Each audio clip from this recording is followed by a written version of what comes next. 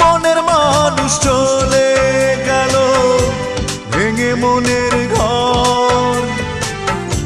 ভাবলাম আমি আপন যারে সেই হলো পর। ও মনের মানুষ চলে গেল ভেঙে মনের ঘর। ভাবলাম আমি আপন যারে সেই হলো পর। তোমার এমন প্রতারণা কি করে নেব মেনে? তোমার এমন প্রতারণা কি করে নেব মেনে? দুঃখ ছাড়া নেই তো কিছু এখন আমার